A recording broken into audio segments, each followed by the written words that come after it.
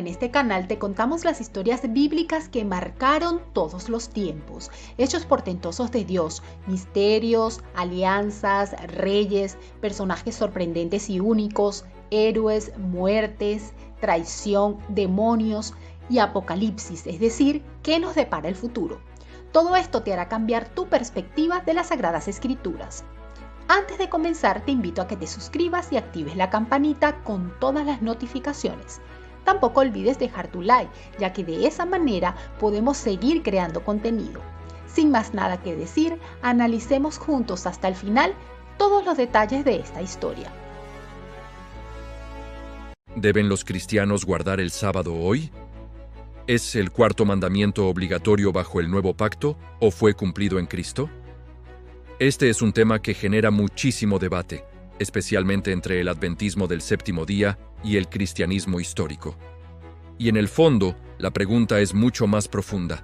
¿Cómo se relacionan la ley y la gracia? ¿Y qué quiso decir Jesús cuando afirmó que vino a cumplir la ley? Vamos a explorar ambos lados para que puedas formar tu propia opinión informada. Primero, entendamos la postura adventista. El adventismo surge en el siglo XIX en Estados Unidos, después de un movimiento que esperaba el regreso de Cristo en 1844. Cuando esto no sucedió, la profecía se reinterpretó y de ahí nació oficialmente la Iglesia Adventista del Séptimo Día.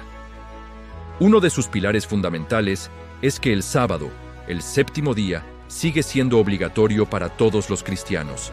Se basan en Éxodo 20, que dice: «Acuérdate del día de reposo para santificarlo». Enseñan que este mandamiento es parte de la ley moral eterna de Dios, escrita en piedra por su propio dedo, por lo que nunca puede cambiar. También señalan que Jesús guardaba el sábado. Lucas 4 dice que entró en la sinagoga en sábado, conforme a su costumbre. Y citan a Jesús en Mateo 5, cuando dice: «No he venido para abrogar la ley, sino para cumplir». Además, recuerdan que el sábado fue bendecido desde la creación misma, en Génesis, argumentando que no es algo solo para Israel, sino para toda la humanidad. Ahora, veamos la otra cara de la moneda, la postura del cristianismo histórico. Esta perspectiva no niega que el sábado fue un mandamiento real y dado por Dios. Lo que cuestiona es si sigue siendo obligatorio para los creyentes del nuevo pacto, es decir, después de la cruz.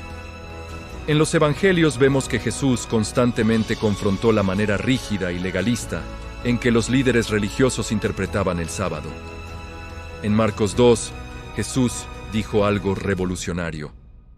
El día de reposo fue hecho por causa del hombre, y no el hombre por causa del día. Por tanto, el Hijo del Hombre es Señor aún del día de reposo. Con esto, Jesús demostró que el sábado no es una carga, sino un regalo, y que Él tiene la autoridad final sobre ese día. Después de sanar a un hombre en sábado, declaró: «Es lícito hacer el bien en los días de reposo». Y cuando lo criticaron por sanar a una mujer, preguntó: «¿Y a esta hija de Abraham no se le debía desatar de esta ligadura en el día de reposo?». Jesús nunca pecó ni quebrantó la ley moral de Dios, pero sí nos mostró que el sábado no era el centro de todo. El bien, la misericordia y la vida de las personas eran mucho más importantes. Y aquí llegamos al punto más crucial, lo que sucede después de la cruz y la resurrección. El apóstol Pablo es muy claro en Colosenses, capítulo 2, versículos 16 y 17. Dice: «Por tanto, nadie os juzgue en comida o en bebida, o en cuanto a días de fiesta, luna nueva o días de reposo, todo lo cual es sombra de lo que ha de venir, pero el cuerpo es de Cristo». Pablo incluye específicamente los días de reposo como sombras que apuntaban a una realidad mayor, y esa realidad es Cristo mismo. En Romanos 14, Pablo dice: «Uno hace diferencia entre día y día, otro juzga iguales todos los días. Cada uno esté plenamente convencido en su propia mente».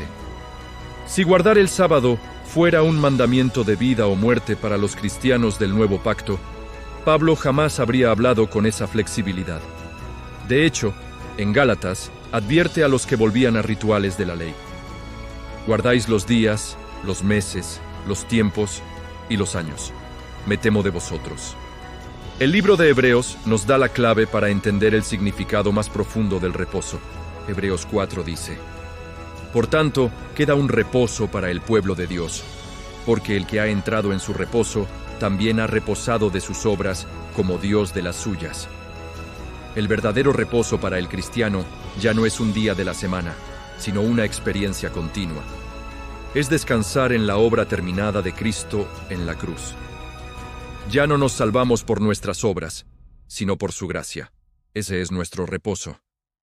Además, vemos en la Biblia que la iglesia primitiva comenzó a reunirse el primer día de la semana. Hechos 20, versículo 7 dice: El primer día de la semana, reunidos los discípulos para partir el pan. Y 1 Corintios 16, versículo 2. Cada primer día de la semana, cada uno de vosotros ponga aparte algo.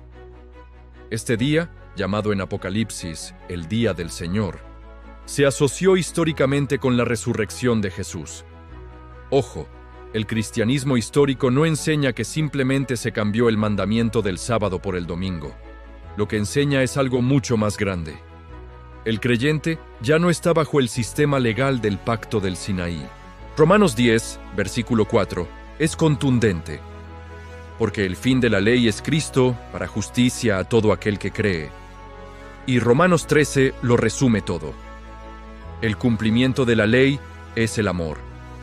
Así que, como puedes ver, el debate no es solo sobre qué día se debe guardar. La pregunta más profunda es: ¿estamos bajo la ley como un pacto de obras o bajo la gracia del nuevo pacto en Cristo? El adventismo afirma que guardar el sábado sigue siendo una señal de fidelidad a Dios.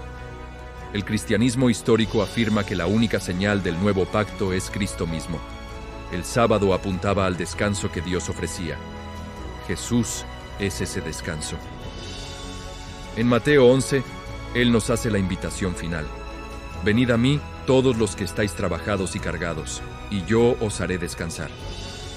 Al final, la pregunta más importante no es si guardas sábado o domingo. La pregunta es: ¿has entrado en el verdadero reposo que solo Cristo puede dar?